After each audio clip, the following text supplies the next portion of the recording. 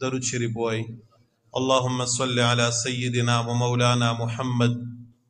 وعلى آل سيدنا ومولانا محمد افضل صلواتك بعدد معلوماتك وبارك وصل وسلم عليه. انتہائی قابل قدر علماء کرام د دې کلی محلي ډیرو محترم مسلمانانو ورونو پتا سو موږ باندې د الله جل جلاله کرم دے احسان دے چې الله پاک نن موږ تاسو په دې دومره بابرکت مجلس چې د هغې نسبت او تعلق د قرآن کریم د ختم سره دی، هم په ناظره باندې او هم چې کوم دین په ترجمه باندې په هغه مجلس کې الله تعالی موږ تاسو را جمع کړي یو.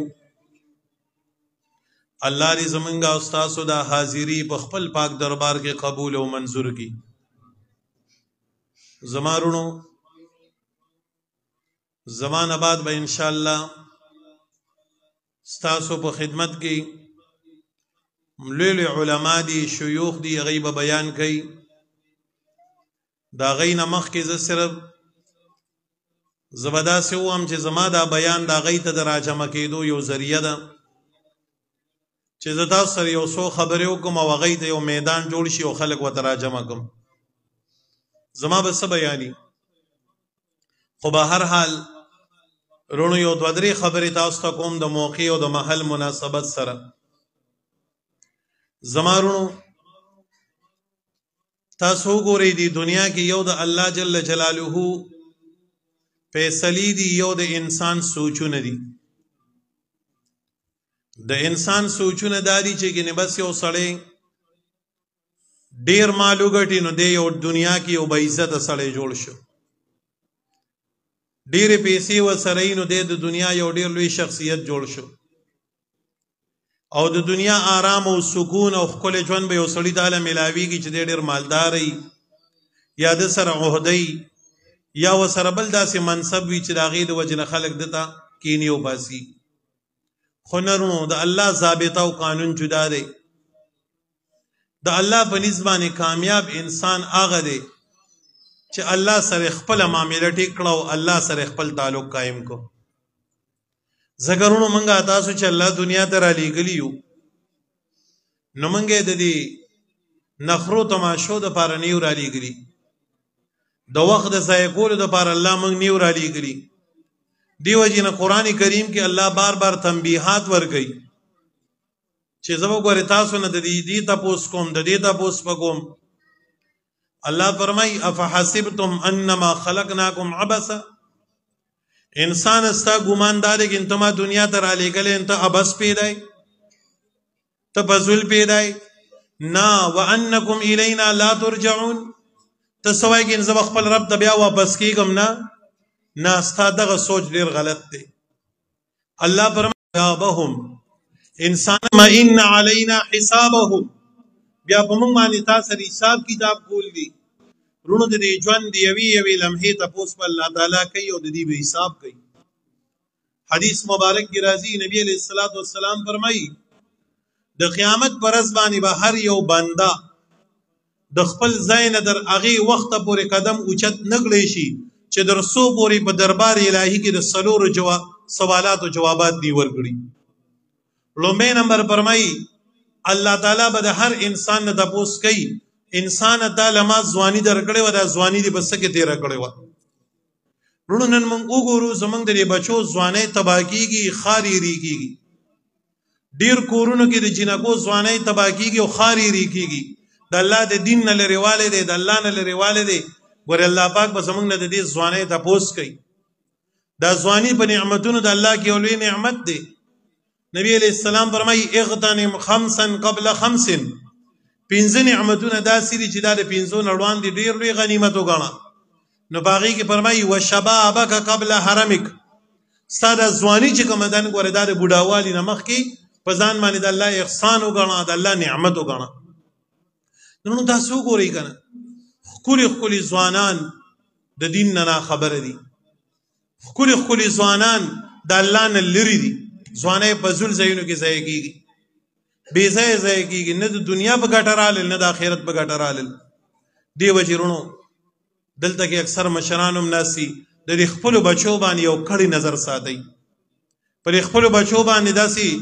چوکیداری کوئ چې د دوی دا زندګي څنګه تېرېږي، د دوی شپه څنګه تېرېږي، د دوی ورځ څنګه تېرېږي، د دوی معاملات څنګه دي، دوی چا سره کښېني، چا سره پاسي. ګینې وروڼو یو ورځ به بیا راشي دا به زما ستا بیا په لاس کې ني. نن خلک بالله مور او پلار د بچو نه تنګ دي او که نه دي؟ څوک په آیسو کې مبتلا دي، څوک په نورو ګندګو کې مبتلا دي. مور او پلار چې کوم دی نو بس سرونه په لاس کې نیولي دي، خو چل ولا بیا نه ورځي. ګوره د مور او پلار په ذمه باندې دا ډېر لوی لازمي خبره ده چې په بچي باندې نظر ساتي. زما دا بچی کښېني چا سره، پاسي چا سره، کم مجلس ته ځي، کم ځای ته ځي، کم ځای نه راځي، دې باندې کلک نظر ساتئ. نو ګوره دا ځواني د الله په نعمتونو کې یو ډېر لوی نعمت دی. نو وروڼو دا په ښکلي ځایونو کې تېرول پکار دي، د الله تعالی سره په تعلق کې تېرول پکار دي. او د ځوانۍ لږ عبادت چې کوم دی دا د بوډاوالي بیا ډېر عبادت دې ته نه رسېږي. پوهېږئ که نه؟ د دې د وجې نه وروڼو عرض مې دا کو چې الله جل جلاله فرمایي ان الینا ایابهم ثم ان علینا حسابهم. د قیامت پر ورځ باندې به تاسو ما ته واپس کېږئ، زه به درنه تپوس کوم، حساب کتاب به سره کوم، د یو یو منټ حساب به سره الله وی کوم. ان الینا ایابهم ثم ان علینا حسابهم. الله فرمایي ته څه وایې چې زما دا مرګ به کله راځي؟ انهم يرونه بعیدا ونراه قریبا. الله وی ته خپل مرګ ډیر لري ویني، ستا سوچ او فکر دا دی چې زما مرګ به کله راځي، خو ونراه قریبا. الله وی مونږ د ښکاري ستا په سر باندې ولاړ دی. وروڼو ګوره د مرګ هېڅ پته نه لګي، مرګ را روان دی، د هېڅ بنده پته نه لګي. تاسو وګورئ مونږ ولیدل زمونږ نه کشران ځوانان، زمونږ نه کشرانې ملګري پیغلې هغوی د دنیا نه لړل، موږ په خپلو لاسو باندې دفن کړو، جنازې مو له وکړې. وروڼو الله ته متوجه کېدل پکار دي. اصل شی د الله ذات سره تعلق دی، الله رضا کول دي، الله طرف ته قدم اخیستل دي. نو ما په اول کې یو خبره وکړه چې زمونږ ستاسو په ذهن کې دا خبره پرته ده چې ګینې زه به کله بوډا کېږم، بیا به توبه وباسم، زه به چې کوم دی نو بیا بیمار کېږم، بیا به مړ کېږم، نه مخکې به توبه وباسم. نه وروڼو، نه نه نه، د دې مرګ هېڅ پته نه لګي څه ټایم راځي. د دې د وجې نه د دې مجالسو مقصد هم دی چې د خلکو د الله د ذات سره صلح وشي، د خلکو په زړه کې هغه درد پیدا شي، د الله ذات سره د تعلق درد پیدا شي. نو یو خبره نو ما په اول کې ووي چې یو زما ستا سوچ دی، یو د الله فیصلې دي. نو زمونږ په سوچ کې دا دي چې ګینې بس ښکلې جامې دې واچولې، قیمتي بوټان دې واچول، او داسې ښکلې ګاډۍ د سره، او داسې کور کې د ماربلو ټایلونه لګوري،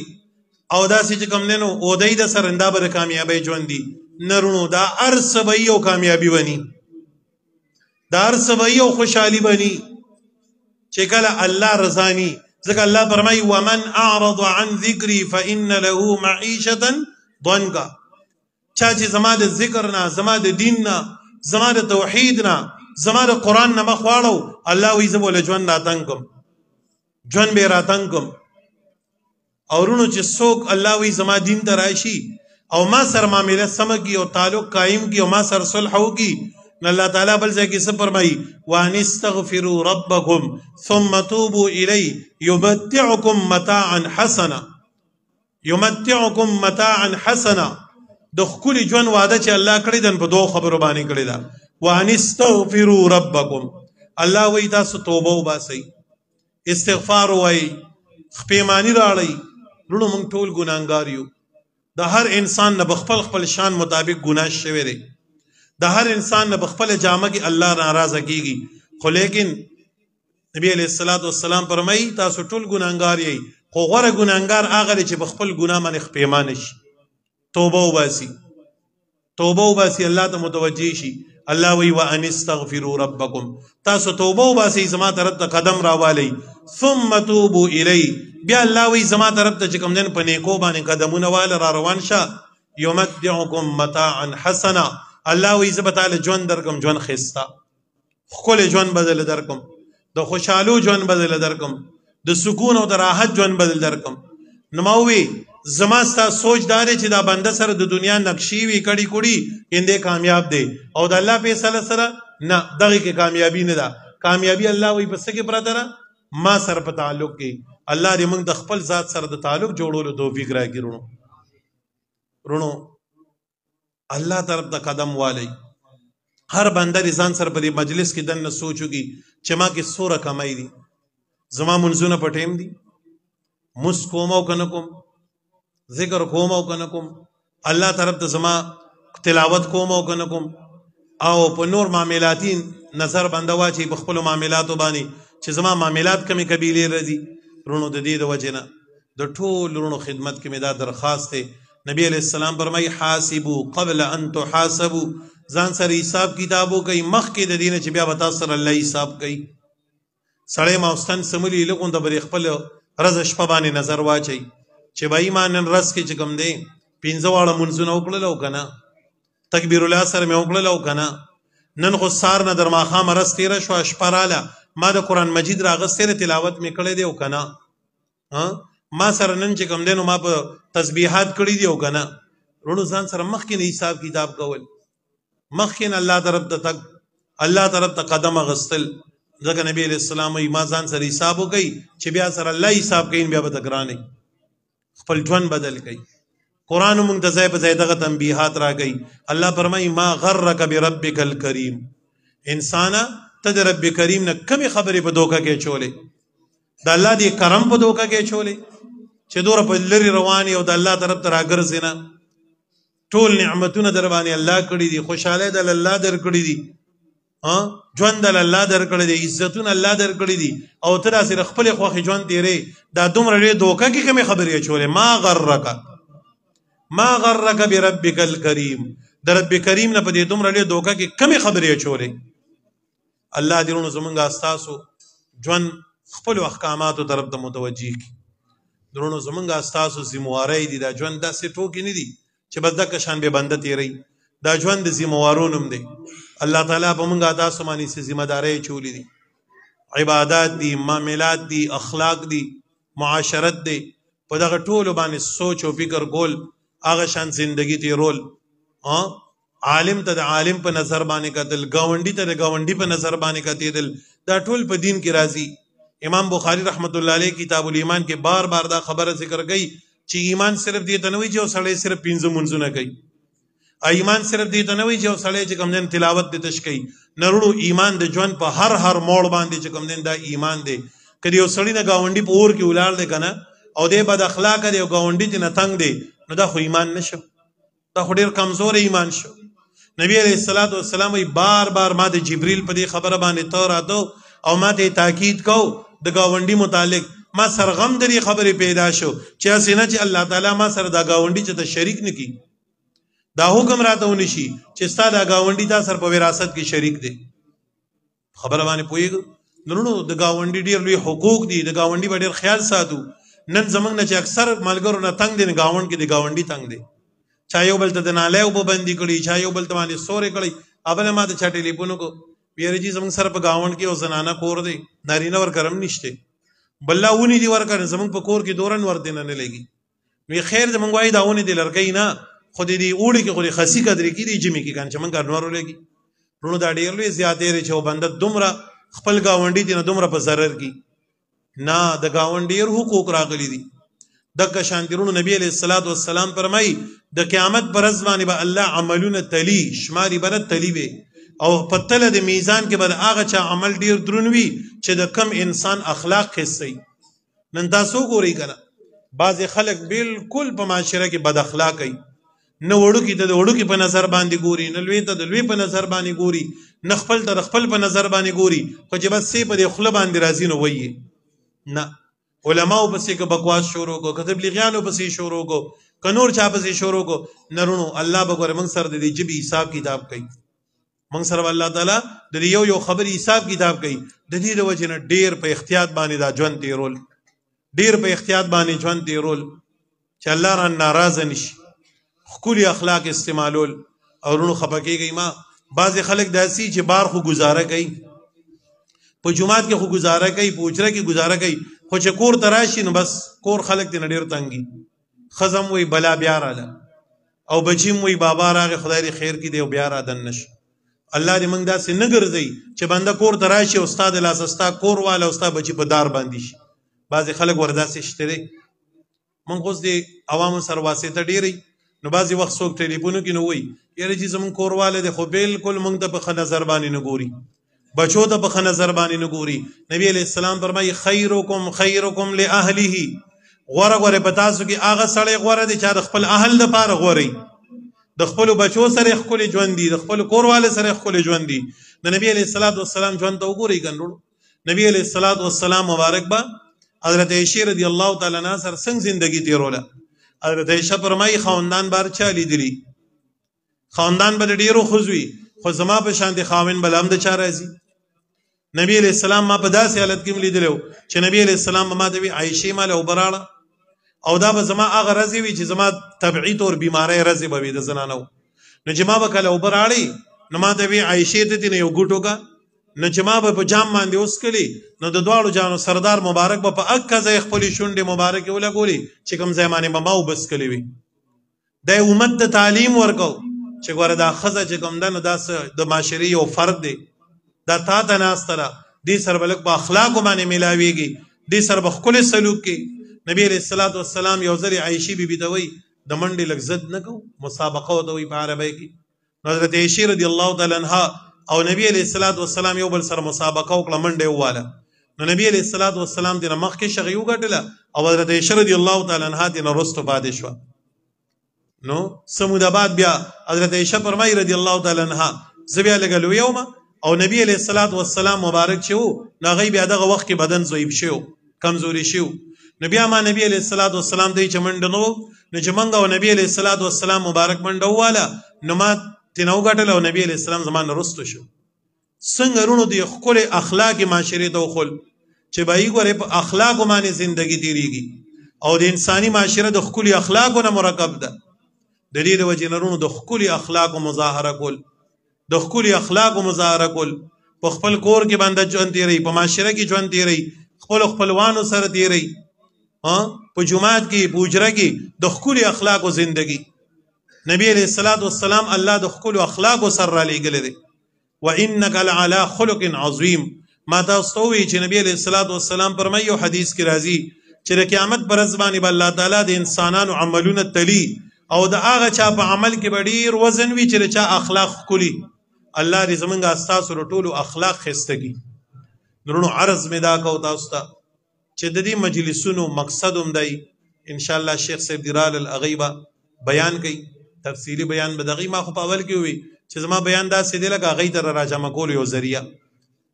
دی به انشاءالله تاسو ته بیان کوي بیا به ختم هم کېږي د تفسیر خو ما صرف دغه یو څو خبرې تاسو ته کولې درونو ما په اول کې یو خبره تاسو ته وکړه چې ګورې زمونږ ستاسو کامیابي دې کې ده چې موږ الله سره صلح وکړو الله طرف ته متوجه شو د خپل د معصیت او د ګناهونو زندگی پریدو الله طرف ته قدم واخلو خپل ژوند بدل کو الله طرف ته متوجه شو نو اصل زندگی ګور دغه ده ما وی الله فرمای و ان استغفروا ربکم ثم توبوا الی تاسو بخنه غواړئ د خپل رب نه الله طرف ته توبه تایب شئ ګناهونه پریدئ الله وی زما طرف ته روان شه بنده رونو تاسو ګورئ کنه الله پاک چې کوم نن د خپل بنده د توبې ته داسې بالکل په تمه باندې ناسي کوم ورځ به چې زما بنده به توبه وباسي زما طرف ته به روان شي مشکات شریف کې حدیث دی نبی علیہ السلام فرمایي د دې توبې ایستونکي مثال بیانوي نبی علیہ السلام مبارک فرمایي چې کله یو بنده داسې هواره زندگی تیری د ګناهونو زندگی تیری د پاک او د پلید او د خپل او د پردي تمیز نه کوي نو الله په دې باندې ډېر خپي خو چې کوم ورځ باندې دا بنده الله طرف ته روان شي او توبه وباسي د ژوند د بدلولو اراده وکړي نو نبی علیہ السلام د دې مثال ورکوي یو بنده دی هغه په څاروي باندې ځان له چې کوم دی نو استه یا اوښتې په هغه باندې خپلې کپړې وتړلې په هغه باندې خپل چې کوم دی نو اوبه وتړلې خوراک یې وتړو د سفر سامان یې وتړو دی روان شو سفر کوي